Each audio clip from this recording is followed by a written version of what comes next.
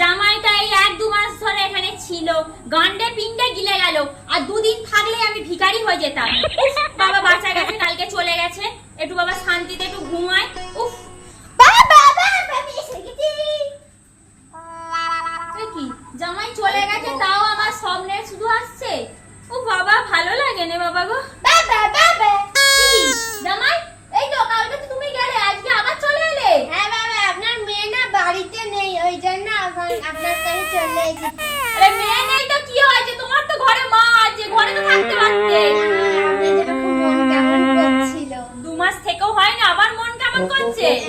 বলছি বাবা, হ্যাঁ, একটু বাবা। খাসির মাংস, একটু মুরগির মাংস, একটু ভাত টাত যা আছে নিয়ে আসো না, কবজি ডুবিয়ে খাবো। বাবা বলছি খাসির মাংস তো অনেক দাম বাবা, এইটা 1.5 মাস ধরে খাসির মাংস খেয়ে খেয়ে খাসির মতো কতটা পড়লে, আবার খাসির মাংস খাবে।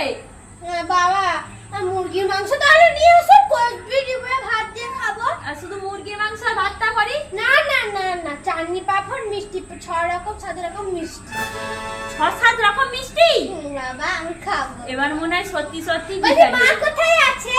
হ্যাঁ ওই যে তোমার মা ঘরে আছে, যাও তুমি ঘরে। না মা খেতে দিন। জামাইটা আসবে আর কবজি ডুবিয়ে গান্ডে পিন্ডে খাবে, ভালো লাগে না আমার আর। দু দু দু ও অনেক দিকে খেয়েছি বাবা, এই দেখো আমার ভুঁড়ি কত ভালো লাগছে না ভুঁড়িটা। খেয়েছে বাবা পেট ভরে। খেয়েছি পেট ভরে। আর বলছি আমার সন্ধ্যের জন্য একটু পরোটা আর একটু ঘুগনি আর রাত্রির জন্য মটন বিরিয়ানি খাবো। আবার মটন বিরিয়ানি। হ্যাঁ বাবা খুব বাবা ভালো। তুমি মটন উচ্চারণই করতে পারছো না ঠিক করে, আমার মটন বিরিয়ানি। বাবা বিরিয়ানি বিরিয়ানি খাবি, পেটে হবে, পাতলা পায়খানা হবে, তার থেকে বরং আমি সাদা করি মুড়ি আর বাতাসা, এটা খাও খেতে। না না বাবা, আপনি যখন বলেন সাদা মুড়ি বাতাসা করতে হবে না, 50-60 রকমের মিষ্টি করুন।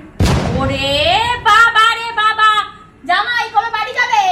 এখন যাব না, এখন 5 মাস 6 মাস থাকবো। ভাই যে শ্বশুরকে পুরো ভিখারি কেন, পুরো পথে বসে করে ছেড়ে দেবে।